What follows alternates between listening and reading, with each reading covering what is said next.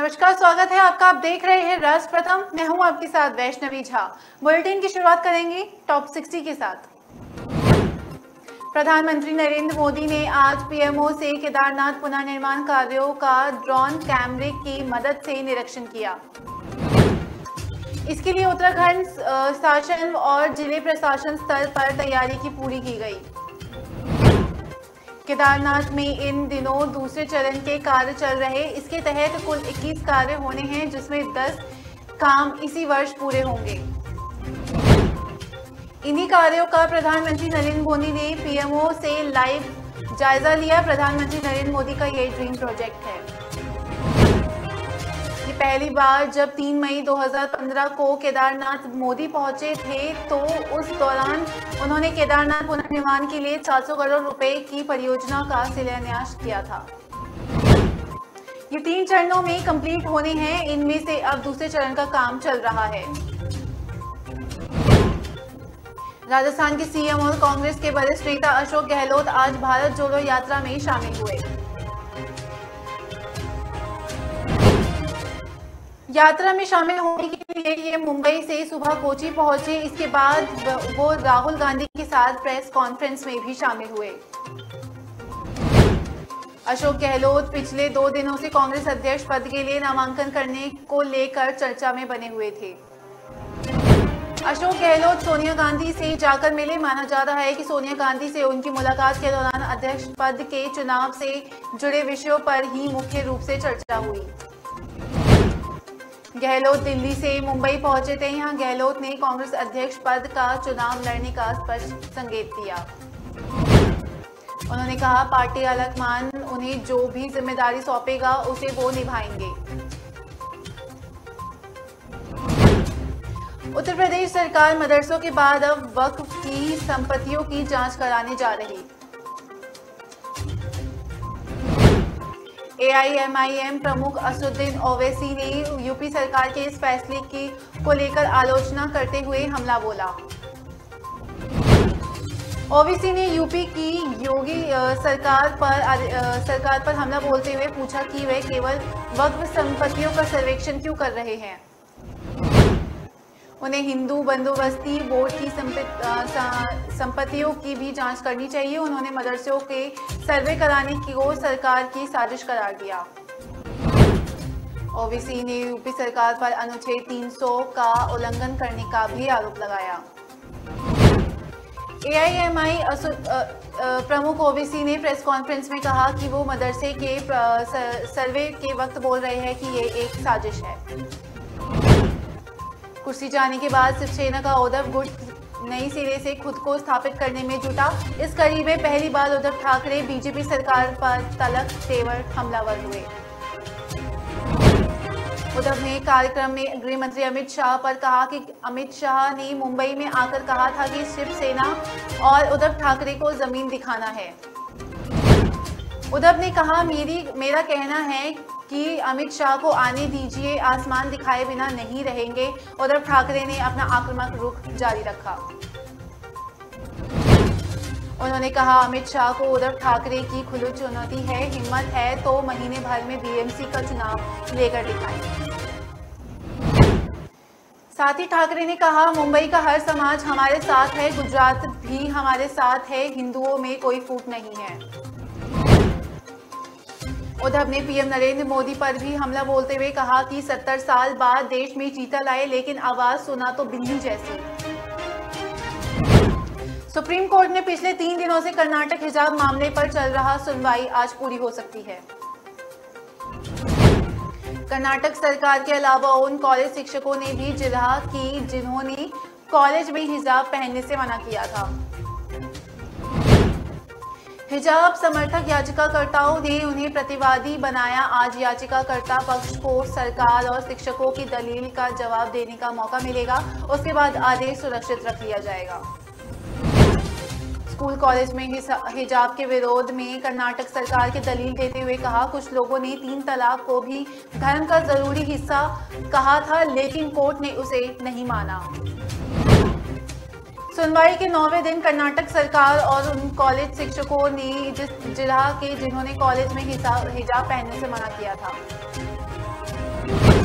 दिल्ली में water meter reading के गड़बड़ी को लेकर दिल्ली जल बोर्ड ने आज सख्त रुख अपनाया।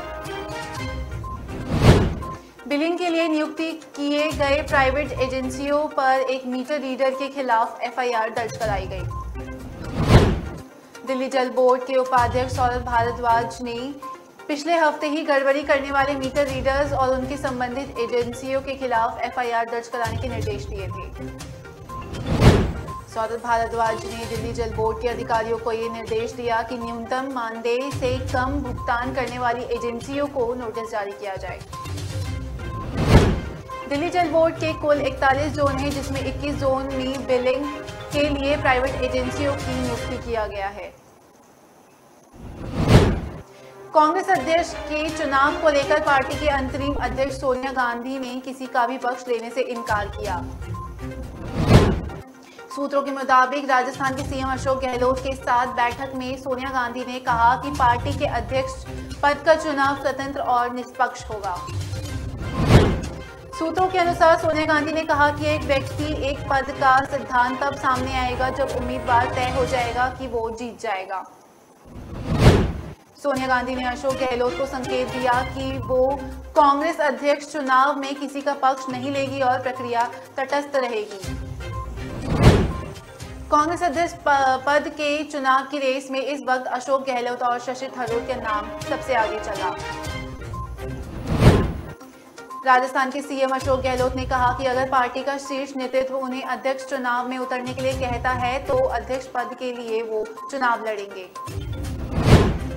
दिल्ली में कोरोना स्थिति की समीक्षा के लिए दिल्ली आपदा प्रबंधन प्राधिकरण की आज बैठक हुई। इस बैठक में दिल्ली के उपराज्यपाल और डीडीएम के अध्यक्ष विनय कुमार सक्सेना के साथ मुख्यमंत्री अरविंद केजरीवाल भी उपस्थित रहे।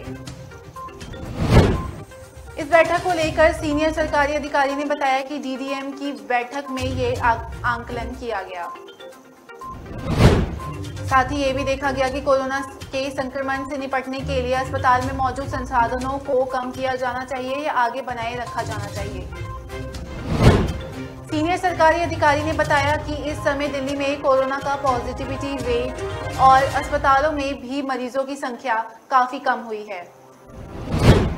बीजेपी सांसद मनोज तिवारी ने दिल्ली सरकार के एक फैसले के खिलाफ सुप्रीम कोर्ट का रुख किया।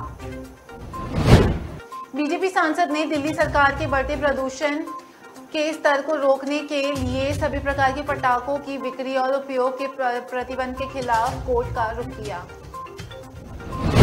दिल्ली सरकार के इस फैसले को लेकर बीजेपी सांसद ने कहा कि जीवन के अधिकार के बहाने धर्म की स्वतंत्रता को नहीं छीना जा सकता। इसके साथ ही उन्होंने सरकार से पटाखों की बिक्री, खरीद और फोड़ने के संबंध में नए दिशा निर्देश जारी करने की मांग की। बीजेपी सांसद ने अपने वकील अश्विनी कुमार दुबे की तरफ से दायर एक याचिका में कहा कि आगामी त्योहार सीजन के दौरान पटाखों की बिक्री और उपयोग करने वाले लोगों के खिलाफ एफआईआर दर्ज करने जैसी कोई कार्रवाई नहीं हो सकती। पिछले साल ही साफ कहा गया था कि पटाखों के उपयोग पर कोई प्रतिबंध नहीं होगा, लेकिन जिनमें बोरियम होता है उन पटाखों पर रोक रहेगी। इसके साथ ही कोर्ट ने अधिकारियों को चेतावनी देते हुए कहा कि उन्हें इस दौरान की गई चूक के लिए जिम्मेदार ठहराया जाएगा। कोर्ट ने बीजेपी सांसद ने दायर याचिका में कहा कि कई राज्य सरकार ने साल 2021 में कोर्ट के विपरीत आदेश पारित किए और पटाखों पर पूर्ण प्रतिबंध लगा दिया। कोर्ट के आदेश के बाद भी लोगों के लिए ये समझाना मुश्किल था कि पटाखों की अनुमति नहीं दी गई थी या नहीं। मध्य प्रदेश के विभिन्न जिलों में अंतर्गत आने वाले नगरीय निकाय, नगर पालिका और नगर निगम के आगामी 27 सितंबर को निकाय चुनाव संपन्न होंगे। कुछ नगर पालिका और नगर परिषद का कार्यकाल बाद में संपन्न हुआ है। इसके लिए 27 सितंबर को मतदान कराया जाएगा।